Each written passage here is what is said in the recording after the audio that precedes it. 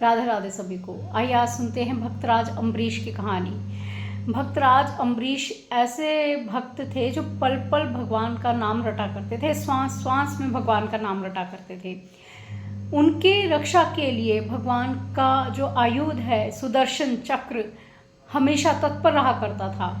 अम्बरीश जी की और अम्बरीश जी के नगर की, उनके राज्य की सुदर्शन चक्र रक्षा करता था।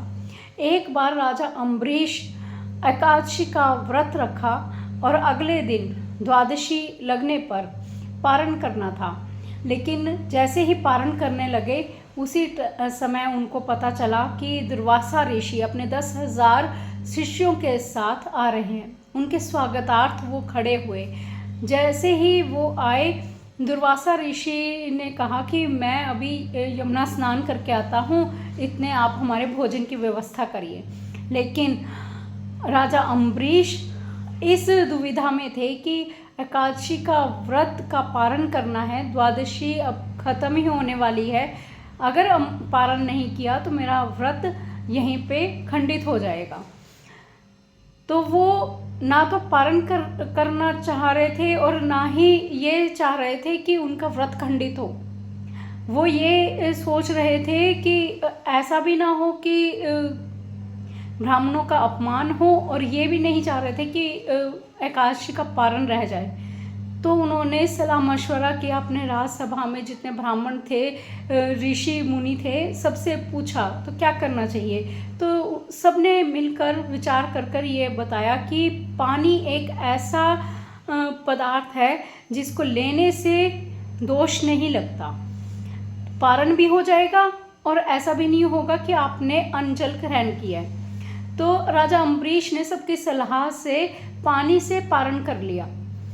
दुर्वासा ऋषि जैसे ही आए और उनको लगा कि राजा अम्बरीश ने कुछ ग्रहण किया है, वो क्रोध से तिलमिला उठे और कहने लगे कि हमारा अपमान करके तुम्हें क्या मिला, अब तुम्हें इसका दंड भुगतना पड़ेगा।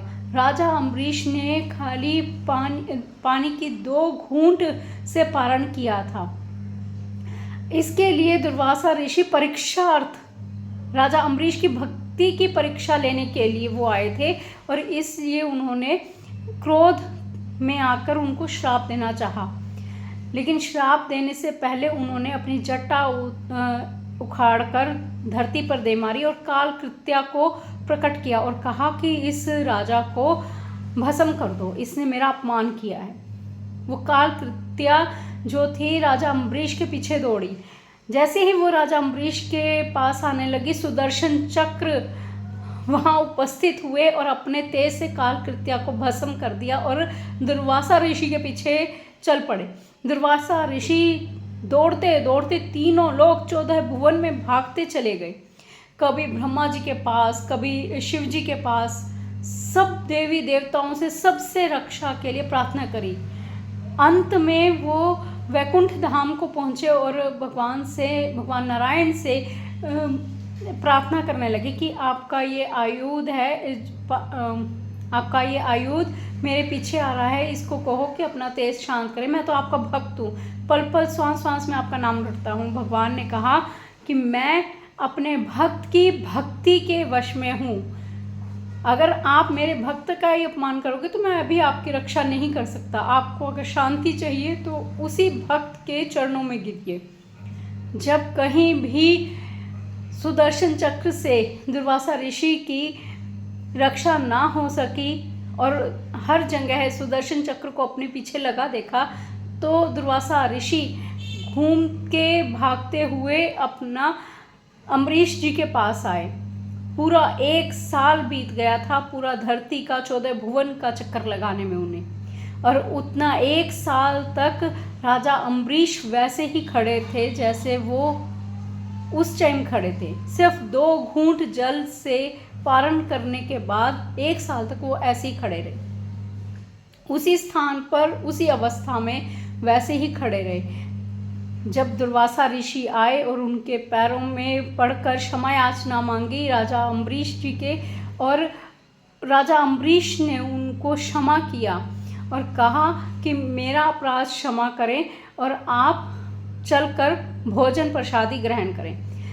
राजा अम्बरीश ने 10,000 शिष्यों के साथ दुर्वासा ऋषि को भोजन कराया और उनको